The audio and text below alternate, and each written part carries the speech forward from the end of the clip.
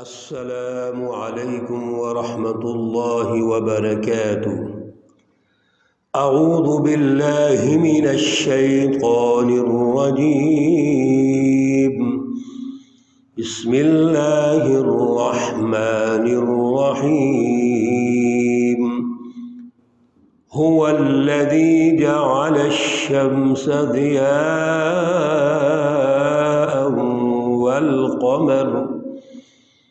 والقمر نورا وقدره منازل لتعلموا عدد السنين والحساب،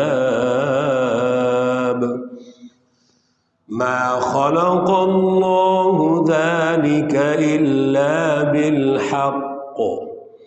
يفصل الآيات لقوم يعلمون۔ صدق اللہ العلی العظیم۔ اللہم صل علی سیدنا ومولانا محمد النبی الأمی وعلى آلہ واصحابہ وبارک وسلم وصل علیہ۔ معزز سامعین و سامعات، آج جو آیات مقدسہ ہمارے زیر مطالعہ ہیں، آیت مقدسہ نمبر 5 اور 6 ہیں۔ سورہ یونس کا یہ پہلا رکوع اور پارہ نمبر 11 کا چھٹا رکوع چل رہا ہے۔ گزشتہ درس میں اللہ رب العزت نے دو انتہائی اہم رہنمائیاں ارشاد فرمائی تھیں۔ ایک تو یہ ارشاد فرمایا کہ اللہ رب العزت نے اس کائنات کو پیدا کیا ہے، اور کائنات میں آسمانوں اور زمین کی جو تخلیق ہے اس کا طریقہ کار فی ستۃ ایام ارشاد فرمایا۔ اور دوسری رہنمائی ارشاد فرمائی کہ اللہ رب العزت یہ تمام امور جو ترتیب دے رہے ہیں تو یہ ایک باقاعدہ تدبیری نظام ہے۔ گویا اللہ رب العزت ہمیں یہ سمجھانا چاہتے ہیں کہ تخلیق کائنات، پھر آسمان و زمین، اور پھر جو بھی کائنات کا سسٹم ہے، یہ باقاعدہ ایک نظام کے تحت چل رہا ہے۔ اگرچہ اللہ رب العزت کن کہہ دیں تو فیکون ہو جاتا ہے، لیکن اللہ کی جو سنت اور طریقہ کار ہے وہ یہ ہے کہ ہر تخلیق ایک سسٹم کے تحت ہے، کائنات کی ترقی بھی ایک سسٹم کے تحت ہے، اور یہی سسٹم اللہ رب العزت انسانی معاشروں کو سمجھانا چاہتے ہیں کہ انسانی معاشروں کی جو تشکیل ہے، انسانی سماج کی جو تشکیل ہے، وہ بھی ایک سسٹم کے تحت ہے۔ جیسے کچھ لوگ دور حاضر میں بھی، آج سائنس اتنی ترقی کر گئی اور اللہ رب العزت کی یہ کتاب مقدس کی رہنمائی بھی 1450 سال ہو گئے دنیا میں موجود ہے، لیکن اس کے باوجود بھی ہم اللہ کے اس تدبیری نظام کو تسلیم نہیں کرتے، بلکہ ہم یہ کیا کہتے ہیں مذہبی عنوانات اور لیبل لگا کر کہ اللہ رب العزت کی مرضیہ جیسے کر رہے ہیں۔ جو چیزیں سمجھ نہیں آتی وہ اللہ کے کھاتے میں ڈال دیتے ہیں، حالانکہ اللہ رب العزت بار بار ہمیں یہ سمجھاتے ہیں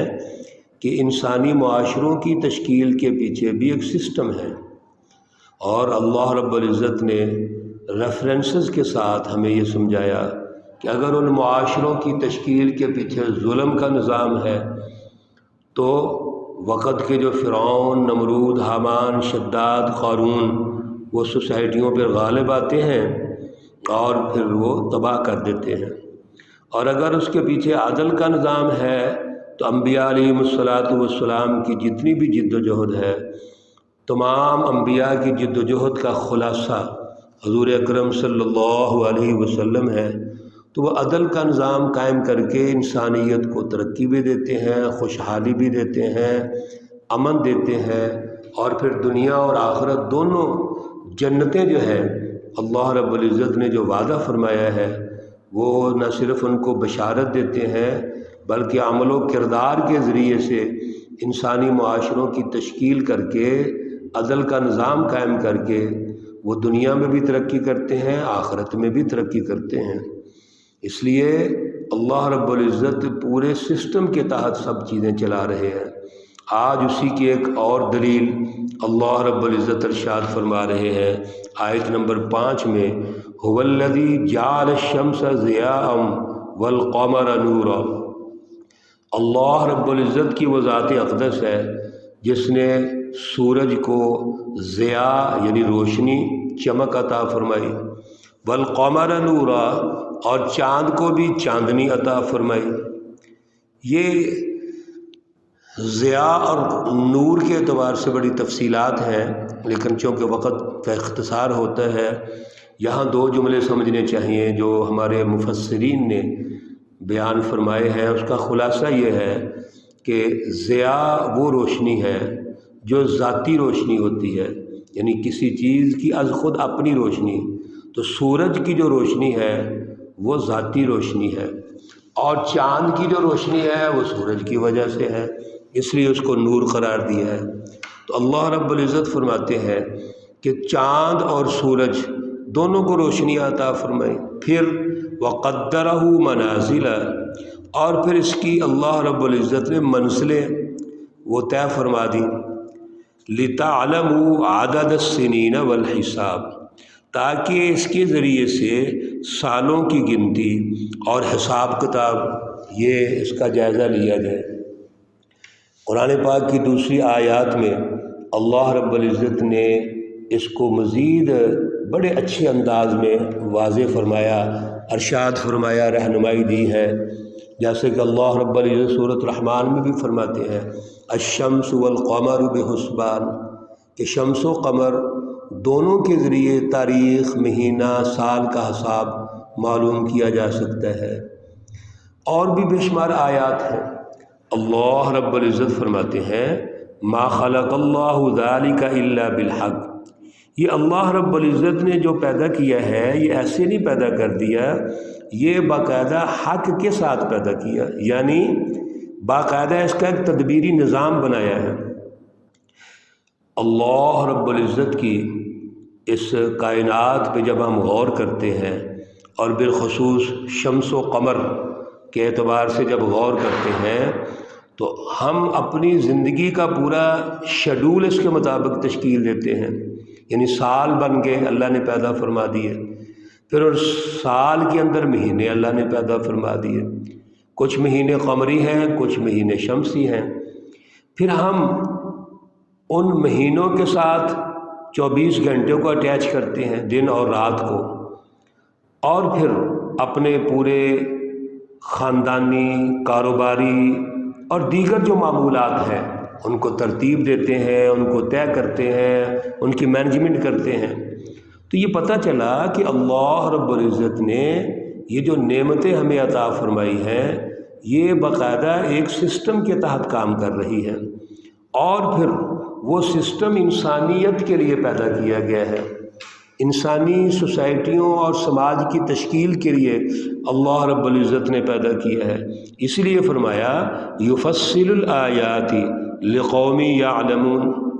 یہ جتنی بھی نشانیاں ہیں اللہ رب العزت ان کی تفصیل ارشاد فرماتے ہیں اس قوم کے لیے جو سمجھتی ہے، سمجھنا چاہتی ہے، جو ان علوم کو حاصل کر کے اس کی تحقیق کرتی ہے، ریسرچ کرتی ہے، اللہ رب العزت اس کو اور دولت عطا فرماتے ہیں۔ تو گویا یہ تمام تفصیلات علوم کی طلب جو قوم میں پیدا کریں گی، ان کی طلب کی وجہ سے اللہ رب العزت یہ نعمت ان کو عطا کرتی ہیں، اور اگر طلب ہی نہیں ہے تو پھر کیسے نعمت ملے گی؟ آج دنیا کے اندر جو قومیں غیر مسلم ہو کر قمر اور شمس کے ذریعے سے پورے سسٹم بنا رہی ہیں اور تحقیق کر رہی ہیں، ریسرچ کر رہی ہیں، اور آج اس کا جو ان کو ثمرہ ہے، اس نعمت کا پھل ان کو مل رہا ہے، اور جو ہم مذہبی لوگ ہیں، قرآن پاک کو مانتے ہیں، ایمان کا دعویٰ کرتے ہیں، ہم نے قرآن پاک کو وہ تاریخ کی کتاب ہی نہیں سمجھا، سائنس کی بک ہی نہیں سمجھا، جس کی وجہ سے ہم تو اپنی چھوٹی سے چھوٹی تحقیق بھی وہ اسلام سے نہیں کر رہے، وہ قرآن پاک سے اس کی رہنمائی نہیں لے رہے۔ اللہ رب العزت نے آیت نمبر 6 میں ارشاد فرمایا، ان فی اختلاف اللیل والنہار، بے شک یہ جو رات اور دن کی تبدیلی ہے، وما خلق اللہ فی السماوات والارض، اور اسی طرح اللہ رب العزت نے آسمانوں اور زمینوں میں سب کچھ پیدا کر دیا ہے، لآیات، البتہ یہ نشانیاں ہیں، لقوم یتقون، جو قوم تقوی حاصل کرنا چاہتی ہے، یعنی جو اللہ کے قریب ہونا چاہتی ہے، اللہ کی ان نشانیوں کو دیکھ کر وہ اللہ کا قرب حاصل کرتے ہیں، اللہ کا خوف اپنے دل میں پیدا کرتے ہیں، اور پھر انسانی معاشروں کی تشکیل کرنا چاہتے ہیں۔ ان کا ہر آنے والا دن وہ ترقی کا دن ہونا چاہیے، آگے بڑھنا چاہیے ان کو، اسی کو تقوی کہتے ہیں۔ چنانچہ یہ رات اور دن کی جو تبدیلی ہے، اور اللہ رب العزت نے آسمانوں اور زمین کو جو پیدا کیا ہے، یہ تقوی والوں کے لیے نشانیاں ہیں، غور و فکر کرنے والوں کے لیے نشانیاں ہیں۔ محترم سامعین و سامعات، آج اسی غور و فکر کی ضرورت ہے۔ جو مومن لوگ ہیں غور و فکر کر کے وہ اللہ کا قرب حاصل کر لیتے ہیں، اللہ رب العزت کے اور قریب ہو جاتے ہیں، اللہ کی منشا، اللہ کا خوف اپنے دل میں پیدا کرتے ہیں، ان کا ایمان بڑھ جاتا ہے۔ وَإِذَا تُلِيَتْ عَلَيْهِمْ آيَاتُهُ زَادَتْهُمْ ایمانا، اور جو منکرین ہوتے ہیں، کفار اور منافقین، جو مذاق کرنے والے ہوتے ہیں، وہ اور اللہ سے دور ہو جاتے ہیں، وہ انسانی سوسائٹیوں کی تشکیل میں کردار ادا کرنے کی بجائے ان کو نقصان پہنچانے کی کوشش کرتے ہیں۔ اللہ رب العزت ہمیں اپنا قرب نصیب فرمائے، اللہ رب العزت ہمیں بھی تقوی کی دولت سے مالا مال فرمائے۔ اللہ رب العزت جتنے بھی مرحومین و مرحومات ہیں دنیا سے تشریف لے گئے ہیں، ان کی آخرت کی منازل میں آسانیاں پیدا فرمائے۔ اللہ رب العزت ان کے صغیر کبیر گناہ معاف فرمائے۔ اللہ رب العزت جتنے لوگ بیمار ہیں سب کو شفائے کاملہ عاجلہ مستمرہ عطا فرمائے۔ اللہ رب العزت یہ قرآن پاک کی جو دولت ہے، شعور، اس کا اعلیٰ نظریہ اور اس پر ثابت قدمی، یہ دولت اللہ تعالی ہمیں نصیب فرمائے۔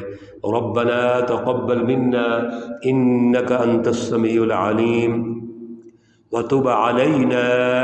انک انت التواب الرحیم، وصلی اللہ تعالی علی النبی الامی محمد وعلی آلہ